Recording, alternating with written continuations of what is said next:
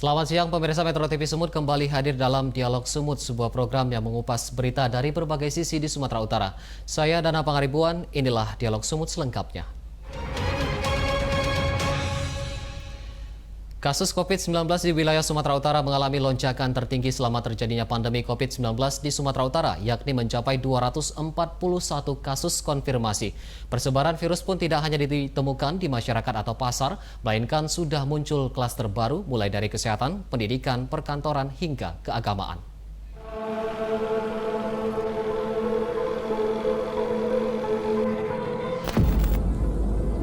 Tingginya angka kasus COVID-19 di Sumatera Utara dinilai dipengaruhi beberapa faktor. Di antaranya peningkatan kemampuan pemeriksaan swab dan rapid test, serta minimnya kesadaran masyarakat dalam mematuhi protokol kesehatan. Berdasarkan data Satgas COVID-19 Sumatera Utara per tanggal 29 Juli 2020, jumlah kasus konfirmasi positif COVID-19 mengalami lonjakan tertinggi sebanyak 241 kasus menjadi total 3.759 kasus. 980 orang diantaranya telah dinyatakan sembuh, sedangkan 186 orang lainnya meninggal dunia. Merujuk pada peta persebaran, Kota Medan menjadi daerah penyumbang kasus positif tertinggi di Sumatera Utara, di mana persebaran virus kini tidak hanya ditemukan di lingkungan masyarakat, namun juga muncul beberapa klaster baru. Di antaranya kesehatan, terdapat 14 kasus yang ditemukan di RSUP Haji Adam Malik Medan,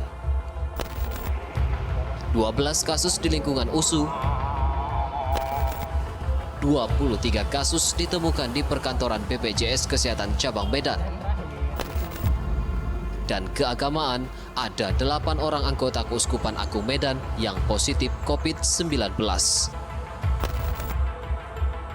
Sejumlah penanganan pun terus dilakukan, mulai dari isolasi, perawatan, tracking dan tracing kontak, hingga pengujian spesimen kontak erat penderita.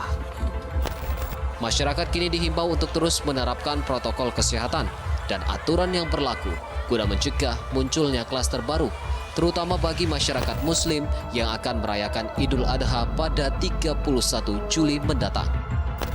Dari Medan, Sumatera Utara, Tim Liputan Metro TV. Dalam Dialog Sumut hari ini kita akan membahas tema Medan Epicentrum COVID-19 di Sumatera Utara bersama dengan Kepala Dinas Kesehatan Kota Medan, Bapak Edwin Effendi, dan juga pakar epidemiologi Dr. Putri Eyanur. Selamat siang Bapak dan Ibu, terima kasih sudah hadir di studio Metro TV Sumut. Saya akan bertanya pertama kepada Pak Edwin. Pak Edwin, boleh disampaikan, Sumut kemarin mengalami peningkatan tertinggi yakni 241 kasus konfirmasi. Seperti apa untuk di Kota Medan sendiri yang kini katanya sudah lebih dari 2.000 kasus? Ya, terima kasih Pak Dana. Jadi memang perkembangan kejadian kasus COVID di Kota Medan itu terakhir kemarin itu datanya konfirmasi COVID 2.276. 2.276. Dan kemarin itu ada penambahan 138 kasus. Dan ini merupakan penambahan yang tertinggi ya, kemarin itu. Rata-rata sebelumnya itu per hari sekitar 44 kasus, bervariasi, fluktuatif dengan grafik yang eksponensial ini, penambahan rata-rata 44, tapi kemarin itu sangat tinggi sampai 138. Dan ini menunjukkan ya begitulah tingkat peningkatan kasus penularan perluasan itu dan sangat berisiko. Ini barangkali supaya menjadi perhatian bagi kita khususnya warga Kota Medan, karena beginilah peningkatan perluasan kejadian kasus yang sangat berisiko, supaya kita betul-betul ya ke depan ya kita harapkan semualah bisa berperan, bisa membantu pencegahan supaya peningkatan kejadian kasus ini bisa kita kendalikan bersama. Ini mengalami peningkatan tertinggi yakni 138 kasus untuk di Kota Medan kemarin. Lalu apa yang menyebabkan Pak? Apakah benar memang masih minimnya kesadaran masyarakat dan gencarnya melakukan pemeriksaan? Ya, jadi banyak faktor yang untuk kejadian kasus, baik tentang pemahaman, tentang sikap, perilaku, kemudian tentang disiplin ya. Kalau pemahaman kami kira ya mungkin sudah banyak ya sosialisasi, edukasi, ya, pemahaman tentang COVID ini, mungkin yang perlu menjadi perhatian ya sikap, ya perilaku ini, sikap pencegahan. Artinya supaya kita harapkan dengan pemahaman kita yang benar, kita juga bisa bersikap untuk melakukan pencegahan. Baik. Pencegahan. Dan ini memang perlu disiplin. Jadi disiplin itu artinya dengan pemahaman kita, dengan sikap keseharian kita itu taat, patuh dan takut. Nah, ini yang perlu kami tekankan, ya, disiplin itu maksudnya taat, patuh dan takut, supaya ada rasa takut kita. Jadi seperti sekarang ini ya banyak ya terkesan juga kita secara umum ya seakan-akan macam loh ini kok secara umum masyarakat kok belum merasakan, tidak takut, tidak. Nah, inilah yang perlu. Jadi dengan gambaran kejadian kasus ini supaya dengan pemahaman tadi, dengan sikap perilaku kita, supaya betul-betul kita disiplin dengan protokol kesehatan. Kalau kapasitas pemeriksa memang mempengaruhi, Pak? Sekarang sudah berapa banyak? Pemeriksaan sudah kita lakukan. Kita awalnya kita rapid test dan swab massal selektif. Artinya kita lakukan secara selektif, terutama kepada kelompok-kelompok yang rentan, yang berisiko, ya, mulai dari petugas kesehatan, perkantoran, ya, kemudian klaster-klaster seperti yang disebutkan tadi, sampai sekarang sudah banyak ada klaster dari klaster kampus, baik, kemudian dari ibadah, kemudian dari kegiatan usaha, ya. Baik. Sekarang terakhir perkantoran, nah, dan itu sudah kita lakukan, kita rapid swab massal selektif. Baik, ini juga mempengaruhi peningkatan kasus COVID-19 di Kota Medan ya Pak? Ya, dari artinya kita sudah mengcover, menemukan kasus yang sudah lebih banyak. Saya lempar ke Ibu Putri. Ibu Putri, ini kan diketahui bahwa kasus ini meningkat kemarin di Kota Medan dan juga di Sumatera Utara ini melonjak tinggi. Apakah ini sudah di puncaknya atau kita saat ini sedang menuju puncak kasusnya? Oke, terima kasih Mas Dana. Kalau kita lihat dari grafiknya dan kita bandingkan dengan grafik dari negara lain, saya bisa mengatakan bahwa kita masih menuju puncak. Kita masih menuju puncak. Jadi kalau kita letakkan bersandingan grafik dari beberapa negara yang sudah melewati puncak, masa yang dilewati oleh negara lain itu untuk saat ini adalah 1 bulan misalnya di awal. Tetapi waktu yang dihabiskan mereka 1 bulan membutuhkan kita untuk kita 2-3 bulan. Baik. Jadi memang kasus COVID-19 di negara kita ini atau di Sumatera Utara sendiri mengambil waktu yang lebih panjang gitu loh. Jadi saat ini kita sedang masih mau menuju puncak, belum lagi sampai di puncak. Baik, kalau menyusul dari tanggapan dari Pak Edwin bahwa ada faktor peningkatannya adalah dengan kapasitas yang sudah ditingkatkan, ini seperti jemput bola. Apakah Anda setuju dengan pendapat ini? Iya betul. Jadi memang kejadian yang meningkat ini pertama sekali bisa memang karena dari masyarakatnya, perilaku masyarakatnya yang masih buruk, dia tidak mau menjalankan protokol kesehatan, tetapi bisa juga karena faktor pemeriksaan yang sudah lebih banyak. Baik. Kita tahu bahwa memang setiap provinsi sekarang mengupayakan sesuai dengan arahan dari Bapak Presiden untuk meningkatkan jumlah pemeriksaan. Tetapi tidak bisa kita pungkiri bahwa saat ini seperti yang dikatakan oleh Dr. Edwin tadi, kita melakukan pemeriksaan pada kelompok-kelompok selektif. Jadi dengan demikian kita tidak bisa mengatakan secara murni bahwa ini adalah akibat dari pemeriksaan yang bertambah, tetapi juga jumlah kasus positif di masyarakatnya yang semakin tinggi juga. Baik. Gitu. Tidak hanya dari peningkatan kapasitas namun juga ditemukan di masyarakat. Ya. Baik, nanti kita akan membahas seperti apa sebenarnya klaster-klaster baru ini. Dan pemirsa, bagi Anda yang ingin terhubung bersama kami dapat menghubungi di nomor 0618039630. Sesaat lagi kami akan kembali.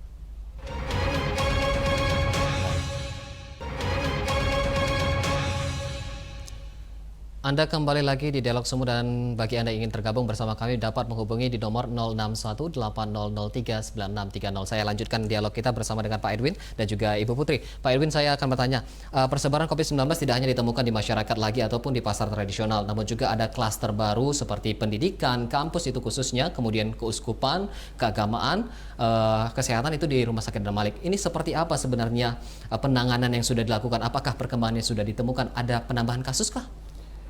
Terima kasih Mas. Jadi kita terus melakukan tracing, terutama dari temuan-temuan kasus. Ya. Jadi ini malah dari temuan terakhir itu sudah banyak kita temukan seperti tadi di klaster-klaster yang semakin bervariasi, ya, termasuk di kampus, kegiatan ibadah di keuskupan, ya, dari pastor, pendeta, ustadz, ya, dari kelompok-kelompok ibadah itu sudah kita lakukan. Tapi kita merasa bersyukur terbantu, ya. Ini kita terbantu dengan upaya-upaya mandiri, artinya memang kita harapkan ini ada juga upaya mandiri untuk pencegahan dari masing-masing komunitas tadi, misalnya dari klaster kampus ini, dan mereka melakukan upaya pencegahan, penanganan secara mandiri. Misalnya di BPJS mereka sudah membentuk satgas mandiri untuk melakukan setelah temuan, ya, kemudian isolasi dengan pengawasan, ya, dengan melibatkan satgas mandiri dari mereka sendiri untuk betul-betul memantau. Ini kan ada kalau dia tanpa gejala, ya, konfirmasi asimptomatik itu isolasi mandiri, ya, dengan pesara tertentu, artinya memang kita anggap dia bisa melakukan isolasi mandiri dengan pengawasan satgas tadi. Jadi kita merasa terbantu dengan upaya-upaya mandiri dari masing-masing komunitas tadi, sehingga ini membantu petugas-petugas lapangan, ya, untuk dalam observasi, pemantauan, ya, kemudian melakukan tindakan tracing, ya, pengembangan tracing, ya, sehingga nanti kita harapkan ini kita bisa lebih banyak menjangkau masyarakat-masyarakat atau kelompok-kelompok yang beresiko. Baik, terbantu dengan adanya pemeriksaan secara mandiri yang dilakukan oleh sejumlah pihak, ya Pak. Kita akan menyapa penelpon kita yang sudah bergabung bersama kita dengan Ibu Sitepu dari Medan, Sumatera Utara. Selamat siang Ibu, boleh disampaikan pertanyaan ataupun saran yang ingin disampaikan? Selamat siang Ibu Sitepu. Selamat siang Pak. Baik. Terima kasih. Silahkan Ibu. Benar kata Ibu, pakar epidemik tadi. Ini belum puncaknya. Baik. Karena memang kita lihat di lapangan, saya ini tinggal di Marindal, pada umumnya masyarakat itu bisa dibilang ada pasar kecil di sini, kalau penjualnya 90 sampai 100% itu tidak pakai masker. Baik. Sementara pembeli paling yang pakai masker 30%. Itu Baik. pun pada umumnya banyak di dagu. Baik. Jadi kita pergi ke pasar atau ke jalan, kita sangat menakutkan. Baik, ada kekhawatiran ya Jadi Ibu ya? saya perlu petugas yang ada di situ yang menghalau, yang memberitahu. Baik. Baik, terima kasih Ibu Sitepu. Terima kasih, selamat siang. Selamat siang. Ini saya lempar ke Pak Edwin. Pak Edwin, ini kan ada aduan dari masyarakat, ada kekhawatiran. Mereka melihat adanya masyarakat yang belum mematuhi protokol kesehatan, utamanya adalah penggunaan masker, Pak. Mereka membutuhkan kenyamanan, ada yang menjaga, ada yang mengawasi di sana, Pak. Seperti apa ini, Pak? Berdasarkan petunjuk dari edaran Bapak Wali Kota, menindaklanjuti perwal tentang adaptasi kebiasaan baru, artinya itu sekarang ini dimungkinkan, dibolehkan untuk melakukan kegiatan, Baik. tapi harus disiplin dengan protokol kesehatan. Baik, Pak, ada sanksi nggak sih, Pak, kalau misalnya sejauh ini sudah dilakukan terhadap pelanggaran-pelanggaran ini? Ya, inilah menjadi tantangan bagi kita. Jadi kita juga kegiatan dengan usaha, kegiatan-kegiatan masyarakat itu dibolehkan dengan catatan disiplin dengan protokol kesehatan. Tapi ini memang belum maksimal, seperti yang kenyataan yang disampaikan Ibu tadi. Baik. Jadi ada masyarakat yang belum disiplin, belum patuh taat, belum bersikap bagaimana mencegah, ya, untuk diri sendiri, ya, untuk lingkungan tempat kerjanya, keluarganya, ya.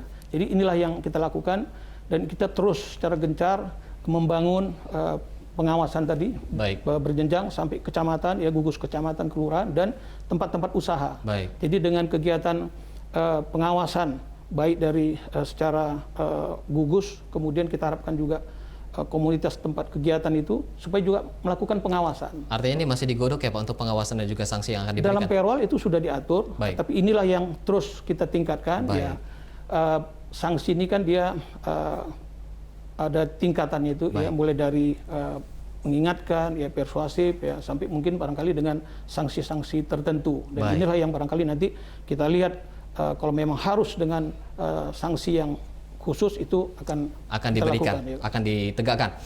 Ke Ibu Putri. Ibu Putri, ini kan masyarakat juga khawatir ini, Bu. Seberapa rentan sebenarnya munculnya klaster-klaster baru di Kota Medan ini khususnya? Oke.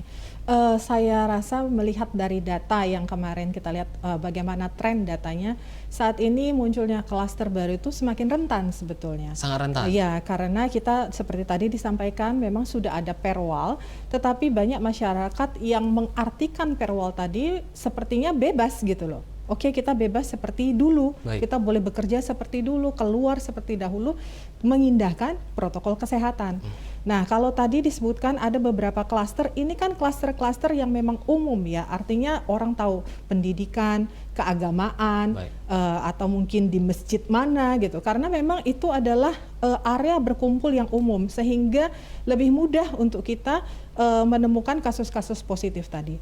Tetapi klaster-klaster yang tidak umum kan kita tidak pernah melakukan tes, kita tidak pernah melakukan screening gitu loh. Jadi kalaupun Kota Medan tadi disebutkan angkanya melonjak tinggi sekali kemarin, kalau dihitung R0 hariannya itu 2,5, artinya setiap satu orang bisa menularkan kepada 2 atau 3 orang berikutnya. Maka ya seperti saya bilang, untuk munculnya klaster baru jika tidak dikontrol akan sangat Tapi sejauh ini Ibu, pakar melihat kontrol itu sudah diberikan tidak di lapangan? Saya rasa tadi pertanyaannya sama seperti dengan Pak Edwin. Secara peraturan, secara undang-undang itu semuanya ada. Baik. Tetapi kalau pemerintah saya rasa mungkin agak gampang di sini. Jika lalu mau istilahnya dipaksakan, maka akan ada penolakan dari masyarakat karena mereka mengatakan ini untuk kebutuhan mereka. Mereka perlu juga memikirkan sisi ekonominya kan begitu. Yang kita khawatirkan sekarang adalah ketika kita membolehkan dalam tanda kutip orang yang keluar demi kebutuhan ekonominya, orang yang tidak membutuhkan apa-apa juga ikut keluar. Itu yang tidak bisa kita kontrol. Oke, kita akan lanjutkan nanti Dok dan juga Pak Edwin. Tapi kita harus break sementara, dan bagi Anda yang ingin bergabung bersama kami di Dialog Sumut bisa menghubungi di nomor 0618003930. Sesaat lagi kami akan kembali.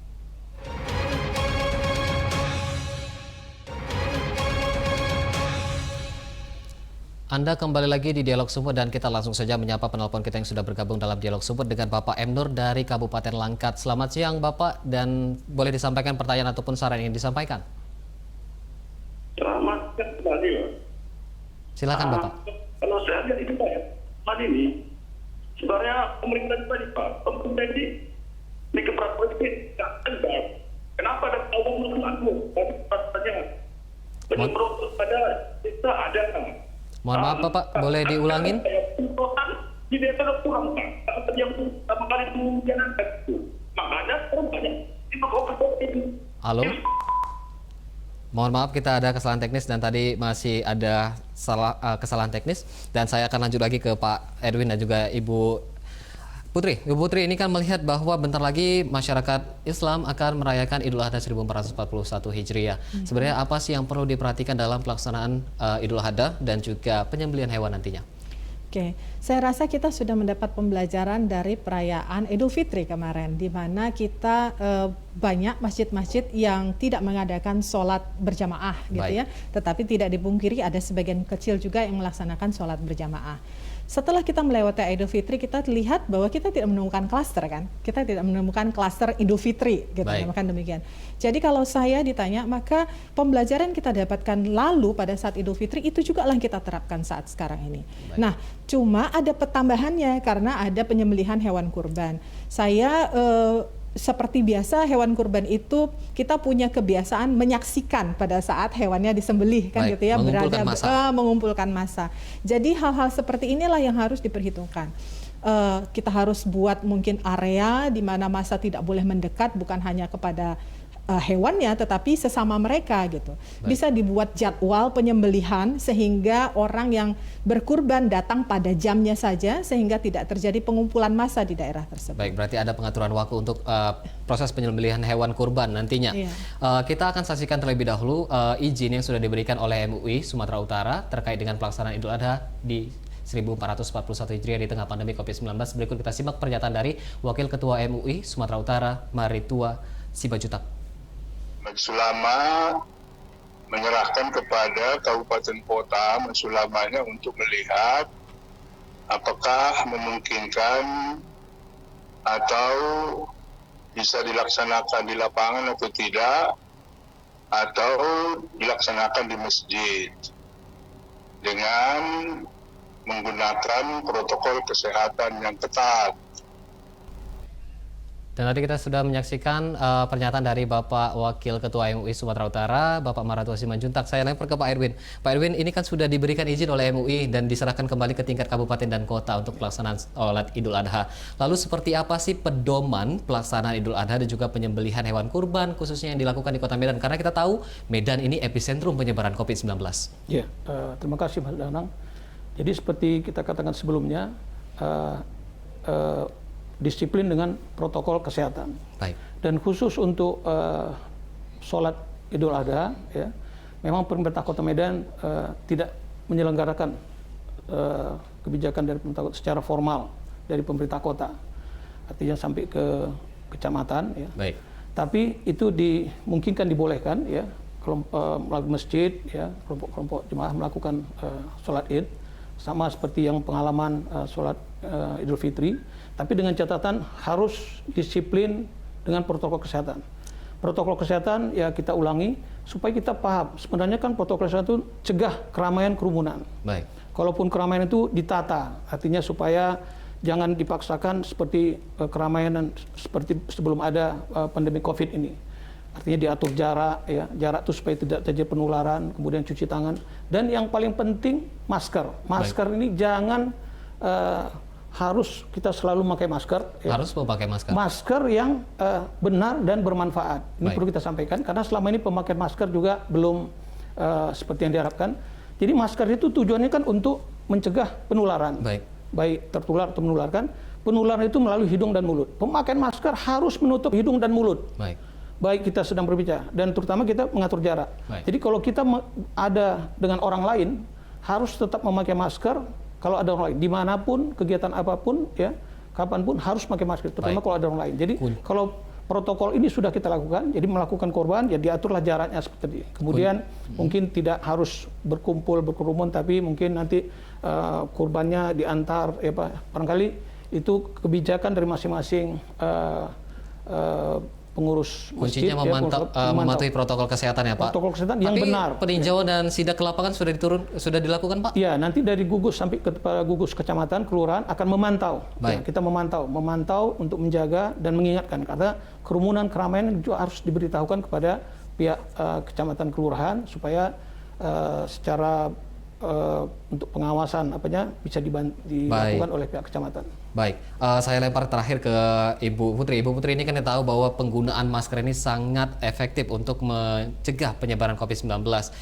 Karena saat ini vaksin belum ditemukan, namun masker ini bisa menjadi vaksin alternatif ketika kita ingin melindungi diri ataupun melindungi orang lain. Seperti apa, Ibu Putri, yang bisa disampaikan kepada masyarakat tentang pentingnya mematuhi protokol kesehatan dan terutama 3M tadi? Baik, secara sudah ada penelitian yang dilakukan dan sudah dipublikasikan di jurnal bergengsi. Kalau kita melaksanakan social distancing berjarak 1 meter, kita bisa mengurangi resiko penularan sebesar 85%. 85%. Ya, artinya berarti resiko kita tertular itu hanya tinggal 15%. Itu social distancing 1 meter. Kemudian yang berikutnya yang paling besar adalah menggunakan masker bedah seperti yang saya lakukan saat ini ya. Contohnya, kalau kita menggunakan masker bedah maka kita bisa mengurangi resiko penularan sebesar 70%. Baik. Kalau kita menggunakan masker biasa ini bahan kain, bukan bahan yang banyak sekarang dijual yang bahan seperti styrofoam yang lembut itu. Kalau masker kain kita bisa mengurangi penularan sebesar 45%. Baik. Sedangkan kalau kita mencuci tangan, rajin mencuci tangan, kita bisa mengurangi penularan sebesar 35%. Baik. Nah, kalau kita lihat dari angka ini tentunya penggunaan masker itu bisa mengurangi sampai 30%. Tetapi kalau kita lakukan kombinasi, bayangkan berapa persen yang kita sudah hindari. Gitu. Berarti artinya penting sekali untuk mematuhi protokol kesehatan terutama 3M. Terima kasih Bapak dan Ibu sudah bergabung bersama kami di Dialog Sumut. Dan pemirsa, demikianlah Dialog Sumut hari ini. Saksikan Dialog Sumut setiap Selasa dan Kamis pukul 13.30 waktu Indonesia Barat. Saya Dana Pangaribuan bersama seluruh kru yang bertugas mengucapkan terima kasih atas perhatian Anda. Selamat siang dan sampai jumpa.